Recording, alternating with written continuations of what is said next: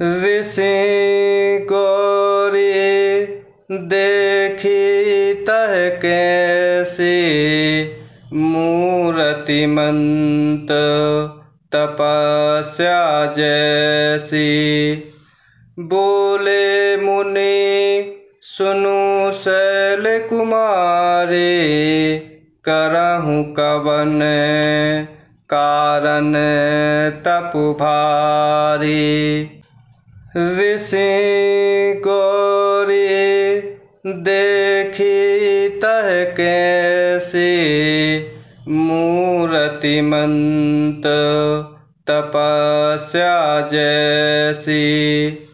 बोले मुनि सुनु शैल कुमारी, करहूँ कवन कारण तप भारी। ऋषियों ने वहाँ जाकर पार्वती को कैसे देखा, मानो मूर्तिमान तपस्या में लीन हो। मुनि बोले, हे शैल कुमारी सुनो, तुम किस लिए इतना कठोर तप कर रही हो। इस प्रकार भगवान शिव के कहने पर सप्त ऋषि वहाँ जाते हैं जहाँ पार्वती तपस्या में लीन होती हैं। तो वहाँ जाकर ऋषि पार्वती को देखते हैं, मानो इस तरह लग रही हैं जैसे मूर्ति के स्वरूप में तपस्या में लीन हो। इस प्रकार मुनि बोलते हैं कि हे शैल कुमारी सुनो, यह कठिन तपस्या किस लिए कर रही हो। के ही अवराध हो का तुम चाहे हो, हम सन सत्य मरम किन कहे हो।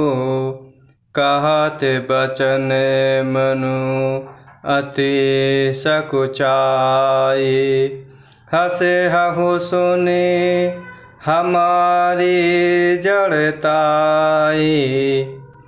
के ही अवराध हो का तुम चाहे हो, हम सन सत्य मरम किन कहे हो।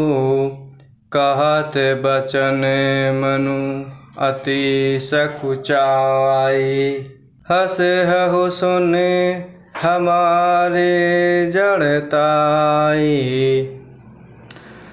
तुम किसकी आराधना करती हो और क्या चाहती हो, हमसे अपना सच्चा भेद क्यों नहीं कहती।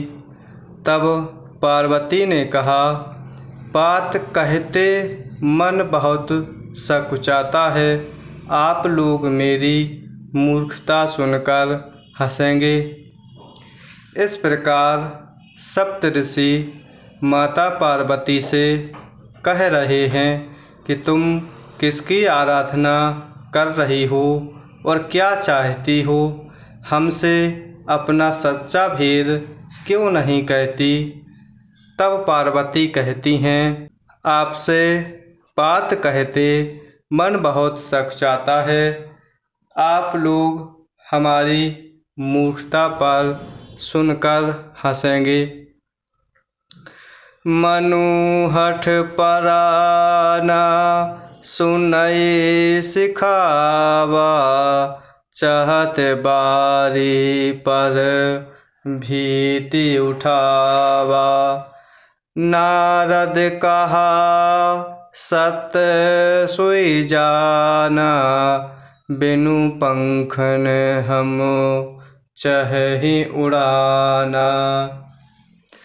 मन हठ पराना सुनई सिखावा, चाहत बारी पर भीति उठावा। नारद कहा सत्य सोई जाना, बिनु पंखन हम चहहि उड़ाना। मन ने हठ पकड़ लिया और वह उपदेश नहीं सुनता और जल पर दीवाल उठाना चाहता है। नारद जी ने कह दिया, उसे सत्य जानकर मैं बिना ही पंख के उड़ना चाहती हूँ। इस प्रकार माता पार्वती सप्त ऋषियों से कह रही हैं कि मन ने हठ पकड़ ली और वह किसी प्रकार का अब उपदेश नहीं मानता ना सुनता और वह जल पर दीवाल बनाना चाहता है। इस प्रकार नारद जी ने जो कह दिया उसे सत्य जानकर मैं बिना ही पंख के उड़ना चाहती हूँ। देखहु मुनि अब बेकु हमारा, चाहे सदा सब ही भरतारा। देखहु मुनि अब बेकु हमारा, चाहे सदा सब ही भरतारा। हे मुनियों, आप मेरा अज्ञान तो देखिए कि मैं सदा शिवजी को ही पति बनाना चाहती हूँ। इस प्रकार माता पार्वती कह रही हैं कि नारद जी द्वारा कहा गया उसको सत्य जानकर प्रभु के बारे में पार्वती माता। इस प्रकार माता पार्वती अपनी बात सप्त ऋषियों को कह रही हैं कि हे मुनियों, आप मेरा अज्ञान तो देखिए, मैं सदा शिवजी को ही पति रूप में बनाना चाहती हूँ। सुनत बचन बिहसे ऋषय, गिरि संभव तब देह। नारद कर उपदेश सुने, कहेहु बसेऊ किसु गेह। सुनत बचन बिहसे ऋषय, गिरि संभव तब देह।